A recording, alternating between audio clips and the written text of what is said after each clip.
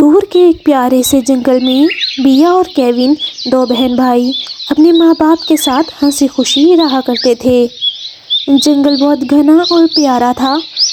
دونوں بہن بھائی سارا دن اچھلتے کودتے اور مستیاں کرتے، جبکہ بیا اور کیوin کی اماں ابا گھر کو سنبھالتے اور دانا لے کر آتے۔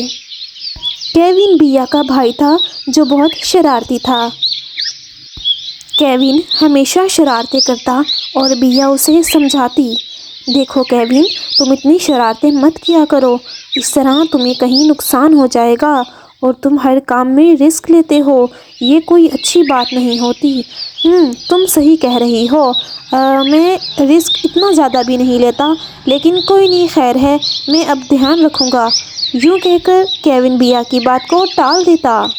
بیا پرسکون رہنے والی، خاموش طبیعت اور ہر کام کرنے سے پہلے سوچنے سمجھنے والی تھی۔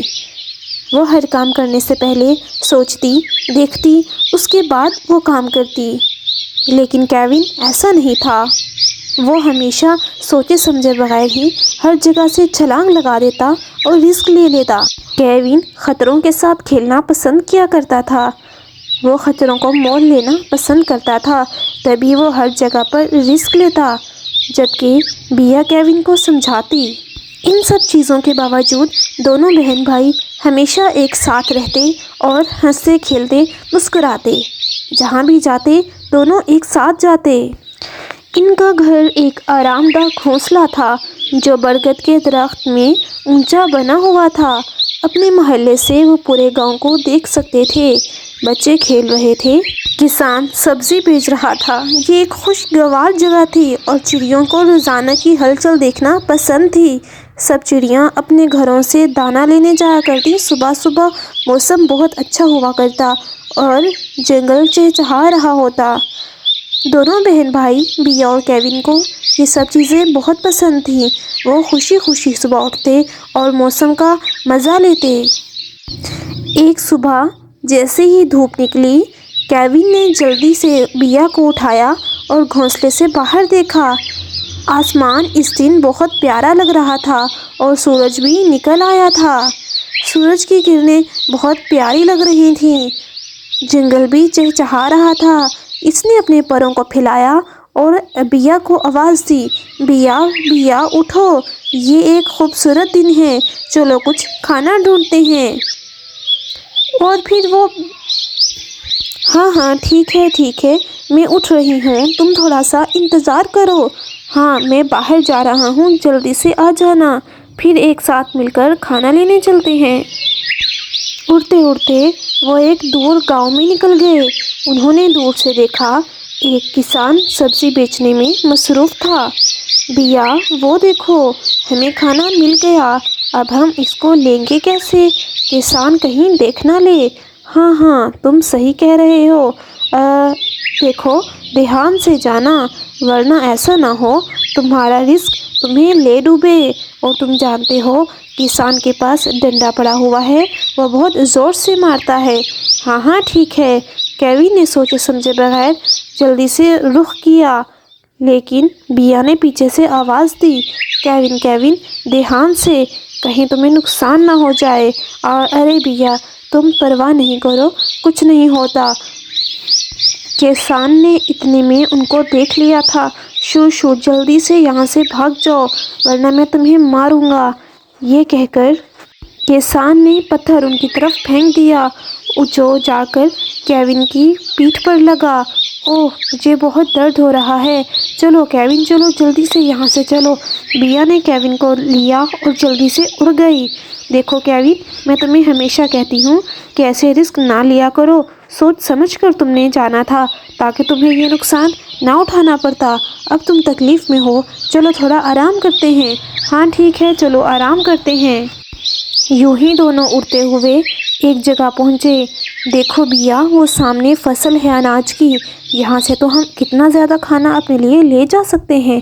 ہاں تم صحیح کہہ رہے ہو، چلو دھیان سے ذرا اترنا، اور ہم دونوں یہاں سے کافی زیادہ کھانا گھر لے جا سکتے ہیں۔ ہاں تم صحیح کہہ رہی ہو۔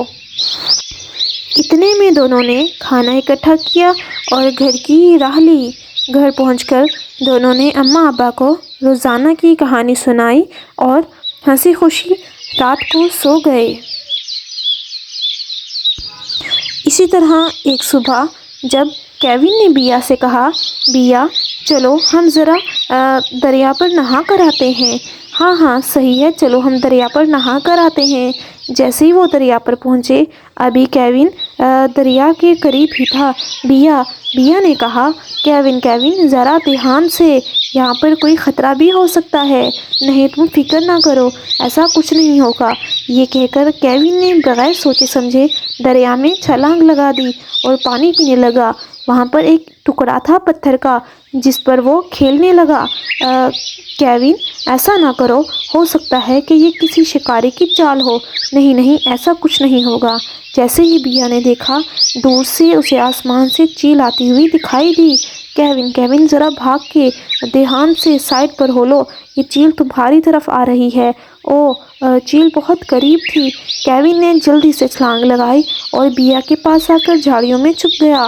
میں تمہیں ہمیشہ کہتی ہوں کہ زیادہ خطرہ مول نہ لیا کرو، وہ تمہارے قریب ہی تھا، اگر تم اس کا شکار بن جاتے تو وہ تمہیں کھا جاتا۔ اوہ بیا، شکر ہے میں بچ گیا، ورنہ آج تو میں چلا جاتا۔ شکر تم نے میرا خیال رکھا، اب دوبارہ میں سوچ سمجھ کر ہر کام کیا کروں گا۔ شکریہ، تم نے میری جان بچائی۔ ایک دن جب دونوں بہن بھائی اپنے گھونسلے کی مرمت کے لیے ٹہنیاں جمع کر رہے تھے تو انہوں نے ایک ہلکی سی آواز سنی۔ آواز کے بعد انہیں ایک چڑیا کا بچہ جھاڑیوں میں پھنسا ہوا دیکھا۔ اس کے بازو پر چوٹ لگی ہوئی تھی اور وہ اڑ نہیں سکتا تھا۔ ہمیں اس کی مدد کرنی چاہیے، کیوin نے بیا سے کہا۔ ہاں ٹھیک ہے، ہمیں اس کی مدد کرنی چاہیے، لیکن دیکھو تم اپنی بات کو یاد رکھنا، تم نے کہا تھا کہ میں ہر خطرہ مول لینے سے پہلے سوچوں گا۔ اب اگر تم جھاڑیوں میں ایسے ہی چلے گئے تو تمہیں خطرہ ہو سکتا ہے، تمہاری چوٹ لگ جائے گی اور تم بھی اسی کی طرح پھنس جاؤ گے۔ ہاں تم صحیح کہہ رہی ہو، میں ذرا دھیان سے اترتا ہوں۔ ہاں صحیح ہے، تم ذرا دھیان سے اترو۔ یوں بیا اور کیوin آرام سے گئے اور جا کر انہوں نے چڑیا کا بچہ اٹھایا، اس کے خون نکل رہا تھا۔ گھر آ کر انہوں نے اس کی پٹی کی اور اس کو دودھ پلایا، اس کو کھانا کھلایا۔ چڑیا کا وہ ننھا منا سا بچہ یہ سب دیکھ کر بہت خوش ہوا۔ اس نے سب کا شکریہ ادا کیا۔ تم فکر نہ کرو، آج سے تم ہمارے ساتھ ہی رہو گے۔ ہاں صحیح ہے، تم آج سے ہمارے ساتھ ہی رہو گے۔ یوں وہ ان کے ساتھ رہنے لگا اور ایک دن وہ کافی بڑا ہو گیا۔ اب وہ ان کے خاندان کا حصہ تھا اور تینوں مل کر سارا دن گھومتے پھرتے اور مزے کرتے۔ دور کے ایک گاؤں میں ایک چمکتی ہوئی ندی کے قریب ایک پرسکون چھوٹے جنگل میں سونا اور میتا نامی دو چڑیا رہتی تھیں۔ سونا ایک خوش مزاج اور لاپرواہ چڑیا تھی جو دنیا کو تلاش کرنا پسند کرتی اور بغیر سوچے سمجھے چیزوں میں بھاگ جاتی اور رسک لے لیتی۔ دوسری طرف میتا سمجھدار اور محتاط والی چڑیا تھی، وہ کارروائی کرنے سے پہلے ہمیشہ چیزوں کو سوچتی تھی۔ ان کے اختلافات کے باوجود وہ سب سے اچھے دوست تھے اور ہمیشہ ایک دوسرے کا خیال رکھتے تھے۔ ان کا گھر آم کے درخت کی سب سے اونچی شاخ میں تھا۔ ہر صبح وہ جلدی جاگتے، خوشی سے چہچہاتے جب وہ جنگل کی سیر کرنے کے لیے روانہ ہوتے۔ سونا کو چمکدار چیزیں اور عجیب و غریب نئی جگہیں تلاش کرنا پسند تھی، جبکہ میتا کو فطرت کی خوبصورتی کا مشاہدہ کرنا پسند تھا۔ ایک دھوپ والی صبح سونا توانائی سے بھری ایک شاخ سے دوسری شاخ پر جا رہی تھی۔ میتا، آج بڑے گھاس کا میدان چلتے ہیں، میں نے سنا ہے کہ وہاں چمکدار بیڑیاں ہیں، وہ پرجوش انداز میں چہچہائی۔ میتا جو اپنے گھونسلے میں ٹہنیاں سجا رہی تھی رک کر بولی، بڑا گھاس کا میدان تو بہت دور ہے سونا، ہمیں ہوشیار رہنا چاہیے، ہمارے لیے وہاں کوئی خطرہ بھی ہو سکتا ہے۔ اوہ تم اتنی پریشان مت ہو میتا، ہم صحیح سے جائیں گے، ہمیں کوئی پریشانی نہیں آئے گی، ہم دونوں ایک ساتھ تو ہیں۔ سونا پہلے تو نہ مانی، پھر بولی، چلو ٹھیک ہے چلتے ہیں۔ اور یوں وہ دونوں دوست گھاس کے میدان کی طرف اڑ گئے۔ سفر بہت لمبا تھا جب وہ پہنچے تو سورج آسمان پر بلند ہو چکا تھا۔ گھاس کا میدان بہت خوبصورت تھا، رنگ برنگے پھولوں اور لمبی گھاسوں سے بھرا ہوا تھا۔ دیکھو میتا، یہ جگہ حیرت انگیز ہے، سونا چہچہائی جوش سے ادھر ادھر پھر رہی تھی۔ ان تمام بھیڑیوں کو دیکھو، کتنی زبردست لگ رہی ہیں۔ ہاں تم ٹھیک کہہ رہی ہو۔ جیسے ہی سونا نے چمکدار بھیڑیوں کو چھیڑا، میتا نے کچھ غیر معمولی حرکت محسوس کی۔ بھیڑیاں ایک جال سے گھری ہوئی تھیں۔ وہ پھڑپھڑا کر قریب ہوئی اور اسے احساس ہوا کہ یہ تو شکاری کا جال ہے۔ سونا رکو، میتا نے اسے روکا، یہ ایک جال ہے، ان بھیڑیوں کو مت چھونا۔ لیکن سونا جو اپنے جوش میں مگن تھی، اس نے ایک نہ سنی۔ جیسے ہی اس نے بیڑی کو چھیڑا، جال پھنس گیا اور اسے پھنسا کر لے گیا۔ اب سونا جال میں پھنس چکی تھی۔ میتا میری مدد کرو، وہ گھبراہٹ میں بولی۔ میتا پرسکون تھی۔ دیکھو میں نے تمہیں کہا تھا نا، اس جال کے قریب مت جاؤ، لیکن تم نے میری سنی ہی کہاں۔ اب تم اس جال میں پھنس چکی ہو۔ ہاں میری مدد کرو۔ ٹھیک ہے میں کچھ کرتی ہوں۔ یہ دیکھ کر میتا نے جال کے گرد دیکھنا شروع کیا۔ وہ دیکھ رہی تھی کہ کئی جگہ ایسی ہو جہاں سے اس جال کو کھولا جا سکے۔ میری مدد کرو، پلیز میری مدد کرو۔ ہاں ٹھیک ہے میں دیکھتی ہوں۔ میتا نے دیکھا ساتھ ہی چھری پڑی ہوئی تھی۔ اس نے اٹھائی اور اس جال کو کاٹنا شروع کیا، جس کی وجہ سے جال تھوڑا ڈھیلا ہو گیا۔ جلدی سونا، جدوجہد کرنا بند کرو اور آہستہ آہستہ باہر نکلو، میتا نے ہدایت دی۔ سونا نے اس بار بات سنی اور احتیاط سے جال سے نکلنے کا راستہ نکالا۔ ایک بار جب وہ آزاد ہو گئی تو دونوں چڑیاں ہامتی کامتی دور درخت پر جا بیٹھیں۔ میں بہت معذرت خواہ ہوں میتا، سونا نے کہا، اس کے پنکھ جھڑ گئے، مجھے تمہاری بات سننی چاہیے تھی۔ ہاں تم ہمیشہ ایسے ہی کہتی ہو اور تم پھر کوئی نہ کوئی مصیبت میں پھنس جاتی ہو۔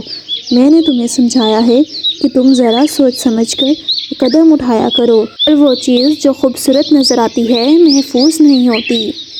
ہاں ٹھیک ہے، میں آج کی بات دوبارہ ہمیشہ سوچ سمجھ کر قدم اٹھاؤں گی اور تمہاری بات مانوں گی۔ پیارے دوستو، اس کہانی سے ہمیں یہ سبق ملتا ہے کہ ہمیں ہمیشہ ہر کام میں جلدی نہیں کرنی چاہیے، سوچ سمجھ کر قدم اٹھانا چاہیے۔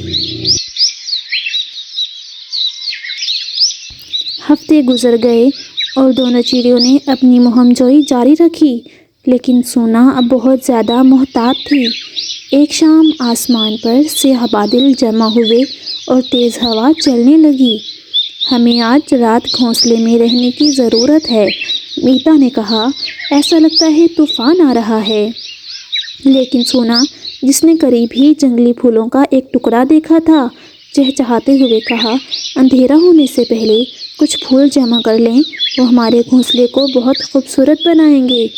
سونا، اب باہر اڑنا خطرناک ہے، ہوا بھی تیز چل رہی ہے، میتا نے خبردار کیا۔ سونا نے ہچکچایا لیکن پھر سر ہلایا۔ تم ٹھیک کہہ رہی ہو، ہم یہیں رہیں گے۔ رات ڈھلتے ہی طوفان برپا ہو گیا۔ بجلی بھی بہت زیادہ چمک رہی تھی اور بارش بھی ہو رہی تھی۔ آم کا درخت زور سے جھوم رہا تھا، لیکن وہ دونوں اپنے گھر میں آرام اور سکون کے ساتھ بیٹھی ہوئی تھیں۔ اپنے آرام دہ گھر میں وہ بہت حفاظت کے ساتھ تھیں۔